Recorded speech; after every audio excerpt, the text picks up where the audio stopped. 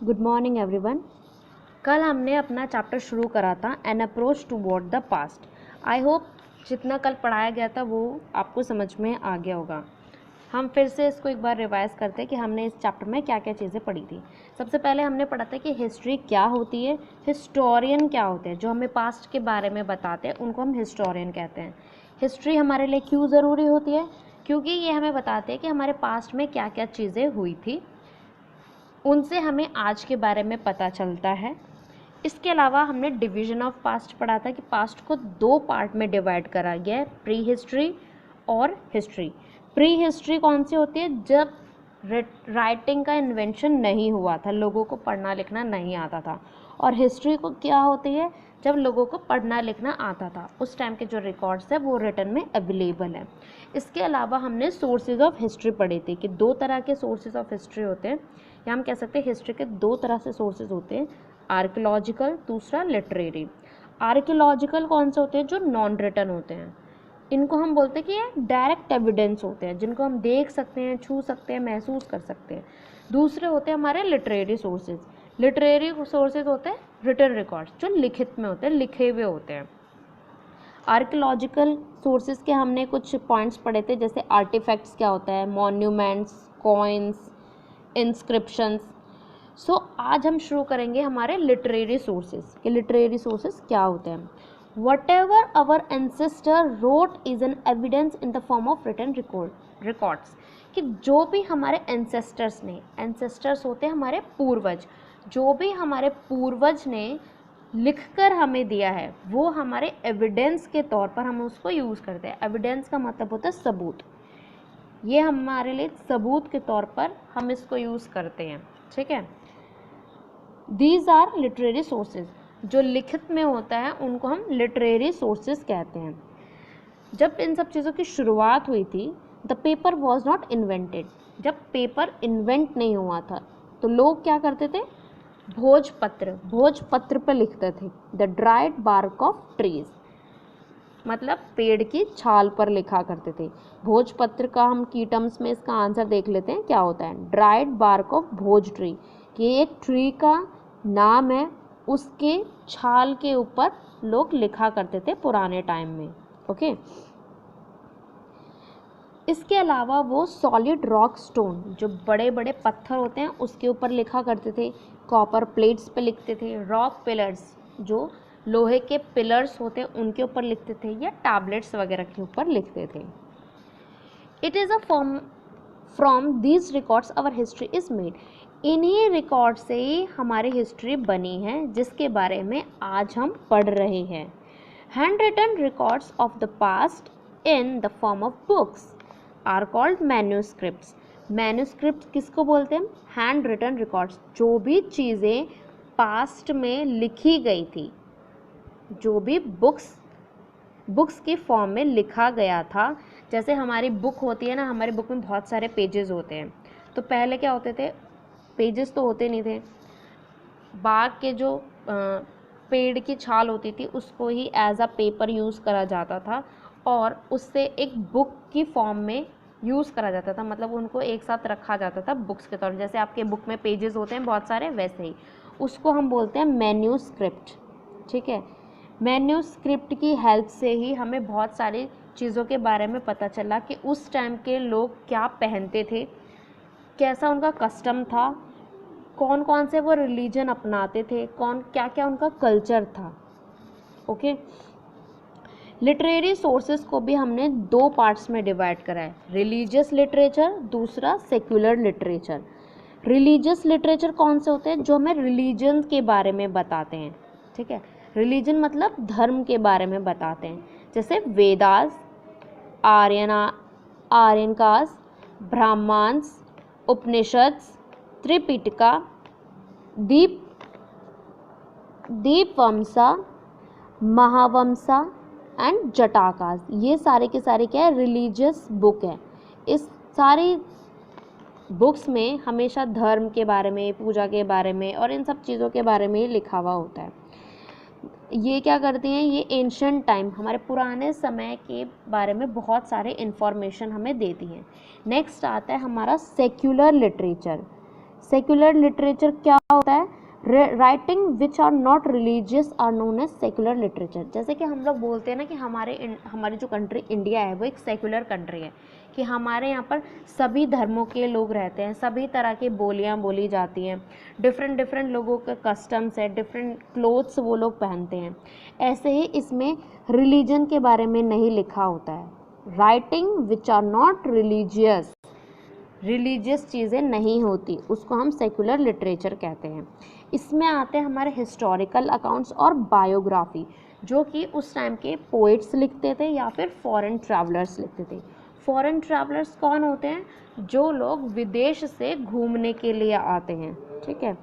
वो जो भी चीज़ें लिखते थे अपनी बुक्स वगैरह में, उनको हम as a historical accounts use करते हैं। बायोग्राफी का मतलब होता है जब हम किसी पर्टिकुलर व्यक्ति के बारे में लिखते हैं। जैसे अकबर के बारे में जिस बुक में लिखा था अकबरनामा, वो क्या थी? उनकी बायोग्राफी थी।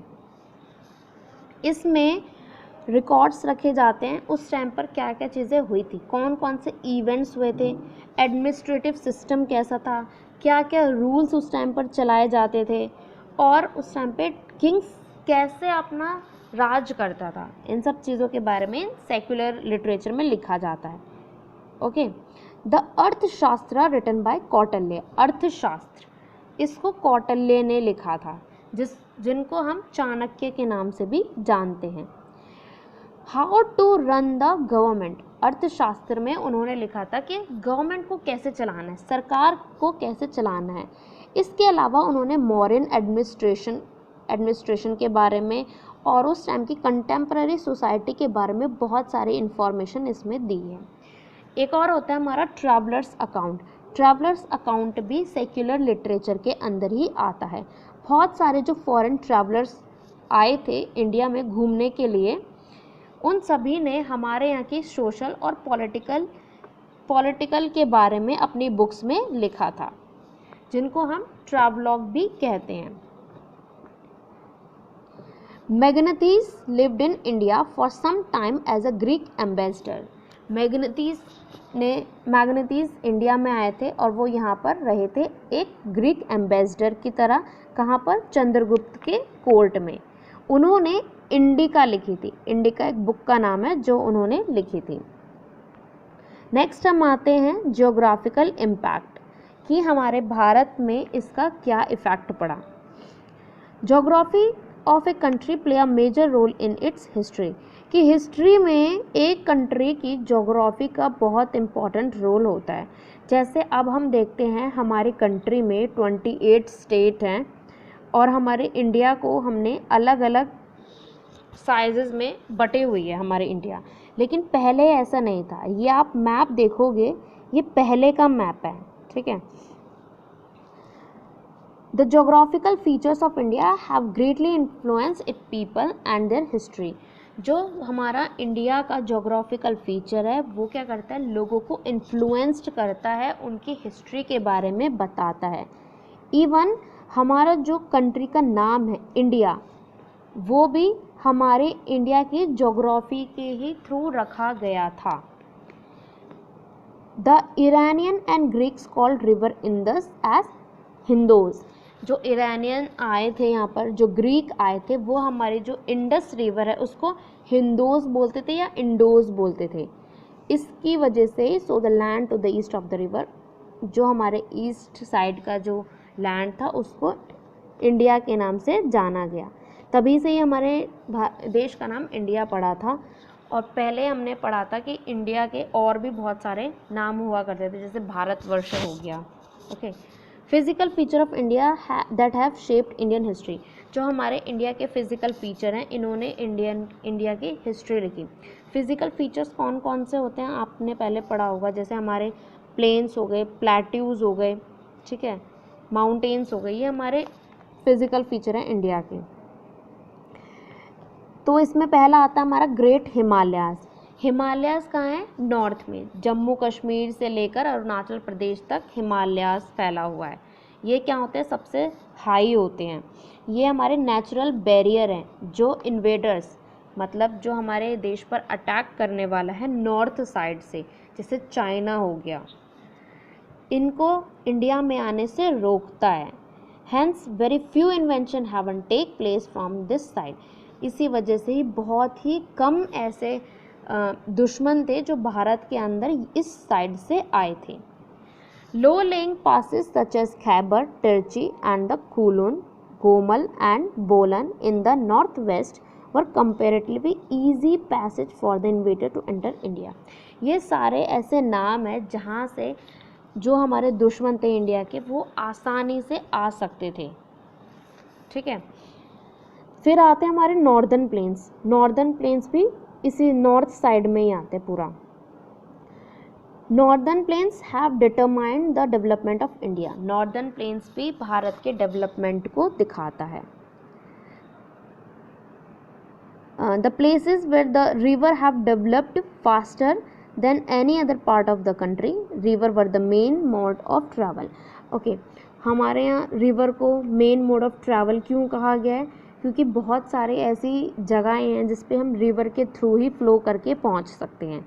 इसके अलावा ये रिसोर्सेज ऑफ वाटर के इंफॉर्मेशन के बारे में भी बताता है कि किस तरह से उस टाइम पे एरिया जो थे बहुत ज़्यादा फर्टाइल थे, क्योंकि जहाँ पर भी नदियाँ होती हैं, तालाब होते हैं, उस एरिया की जो मिट्टी होती है वो बहुत ज़्यादा फर्टाइल होती है और एग्रीकल्चर में बहुत ज़्यादा हेल्प करती है। ठीक है, बैंक ऑफ द रिवर, जो रिवर के किनारे की मिट्टी होती थी उसमें एग्रीकल्चर करना बहुत ईजी होता था और बहुत अच्छी खेती होती थी। इसके अलावा रिवर के थ्रू हम ट्रेड करते थे, व्यापार करते थे। सम इम्पॉर्टेंट रिवर, जो हमारे इंडिया की इम्पॉर्टेंट रिवर हैं नॉर्थ इंडिया की, वो हैं बीस, गंगा, यमुना एंड इंदस। ठीक है, नेक्स्ट हम आते हैं डेक्कन प्लेट्यूज पर। The Deccan plateau, the Deccans had always been a very strong and powerful military base. Deccan में हमेशा से सबसे ज़्यादा स्ट्रॉन्ग और पावरफुल मिलिट्री बेस इसको कहा गया है, क्योंकि यहाँ पर पठार होते हैं तो लोगों को छिपने में आसानी भी हो जाती है। It was not easy for mighty power of the north to win and control Deccan for a long time. ये बहुत ही ज़्यादा डिफ़िकल्ट होता है माइटी पावर, जिनके पास जो बहुत ज़्यादा पावरफुल होते हैं, कि वो ज़्यादा दिनों तक हमारे डेक्कन के ऊपर अपना कंट्रोल कर सकें, उसको जीत सकें। नेक्स्ट आते हैं हमारे कोस्टल प्लेन। ओके, मैं बता देती हूँ डेक्कन प्लेन कहाँ पर है। ये हमारा डेक्कन प्लेन है पूरा, आप देख सकते हो। कोस्टल प्लेन हम पढ़ेंगे। कोस्टल प्लेन कौन सा होता है? ये सारा हमारा समुद्र वाले साइड का एरिया। ये हमारे ईस्टर्न घाट है यहाँ पर, ये हमारा वेस्टर्न घाट है, ये सारा का सारा हमारा कोस्टल एरिया होता है। Coastal plain of India were isolated by land. Coastal plain क्या है? लैंड के चारों तरफ होता है। They were open to the sea to establish commercial relation with the European South East Asian। मतलब ये क्या होता है? समुद्र की तरह खुले हुए होते हैं, जिससे कि हम दूसरी कंट्रीज़ के साथ में अच्छा ट्रेड बनाकर रिलेशन बना सकते हैं। यूरोपियन कंट्रीज़ के साथ में, नॉर्थ ईस्ट एशियन के साथ में, अफ्रीकन कंट्रीज़ के साथ में। The first Muslim and Christian trader reach Kerala by the sea. ये माना जाता है कि जो पहला मुस्लिम या जो पहला क्रिश्चियन ट्रेडर्स यहाँ पर आए थे वो समुद्र के रास्ते से केरल में एंटर करके आए थे। ठीक है, नेक्स्ट हमारा टॉपिक है the concept of date in history. जैसा कि हमें पता है कि डेज और नाइट्स को कैलकुलेट करने का एक प्रॉपर सिस्टम होता है डेट्स और ईयर का, कि हम देखते हैं साल में कितने मंथ होते हैं, फिर मंथ्स में देखते हैं कितने डेट्स होती हैं, और डेट के अकॉर्डिंग ही हमें पता चलता है फिर डेज़ कितने हैं इसमें। ठीक है, जब जीसस क्राइस्ट का बर्थ हुआ था उस ईयर को हम एज 0 डिनोट करते हैं। ठीक है, उसके लेफ़्ट साइड टाइमलाइन हम देख सकते हैं, ये वाली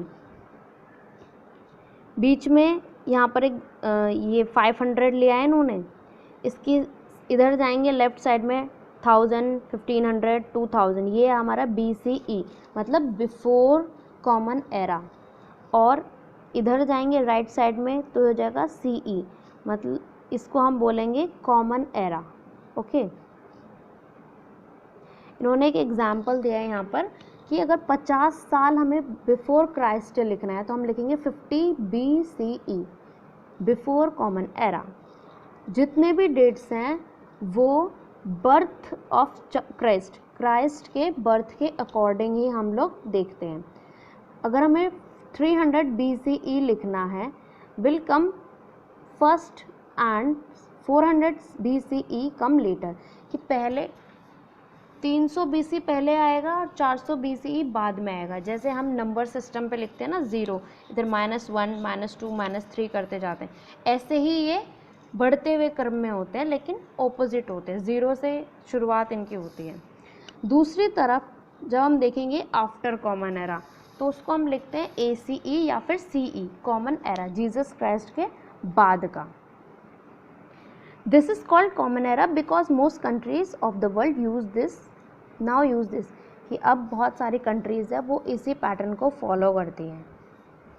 बहुत जो हमारे हिस्टोरियन है वो भी इन्हीं टर्म को यूज़ करते हैं, BCE के लिए और AD CE के लिए। नेक्स्ट हम हमारा चैप्टर यहाँ पर फिनिश हो गया है। आई होप आपको सारा चैप्टर ये समझ में आ गया होगा। हम वंडरफुल टू नो पढ़ लेते हैं एक बारी। Some scientific technique use to date things found in excavation, मतलब जब साइंटिफिक टेक्निक्स का यूज़ करा जाता है एक्सकवेशन, खुदाई वगैरह करने में, तो उसमें डेट्स का पता चलता है कि कौन से डेट पर क्या क्या चीज़ें हमें पाई गई होंगी। जैसे इन्होंने रेडियो कार्बन दिया है। This technique is use to date organic matter, जो बोन्स वगैरह होती हैं उनका यूज़ करने के लिए ये रेडियो कार्बन टेक्निक को यूज़ करते हैं। ठीक है। नेक्स्ट हमारा आता है epigraph is the study of inscription और एपिग्राफ एज राइटिंग। एपिग्राफी क्या होता है? इंस्क्रिप्शन को पढ़ने का एक तरीका होता है, उसको हम बोलते हैं epigraphy. It is the science of identifying script, ये एक तरह की साइंस है जिससे हमें पता चलता है कि स्क्रिप्ट कैसी है, उसका मीनिंग क्या है, उसका यूज़ क्या है, वो किस डेट में लिखी गई थी, उसका कल्चर क्या है, इन सब चीज़ों को पढ़ने को हम एपिग्राफी कहते हैं। ठीक है। जो इस मेथड को यूज़ करता है उसको एपिग्राफर कहते हैं या फिर एपिग्राफिस्ट कहते हैं। आपका चैप्टर ओवर हो गया है। जो क्वेश्चंस आपको दिए जाएंगे होमवर्क में वो आपको राइट डाउन करने हैं। इसके अलावा आप ये मल्टीपल चॉइस क्वेश्चन भी अपने आप फिल कर सकते हैं। इसकी क्वेश्चन आंसर हम नेक्स्ट पार्ट में करेंगे या फिर आप लोग इसको खुद से सॉल्व करने की कोशिश करना। ठीक है। जो आपके मल्टीपल चॉइस क्वेश्चन है, फिल इन द ब्लैंक्स है, ट्रू फॉल्स हैं, इनको तो आप खुद ही इस वीडियो के थ्रू सॉल्व कर सकते हैं। आज के लिए इतना काफ़ी है। Thank you.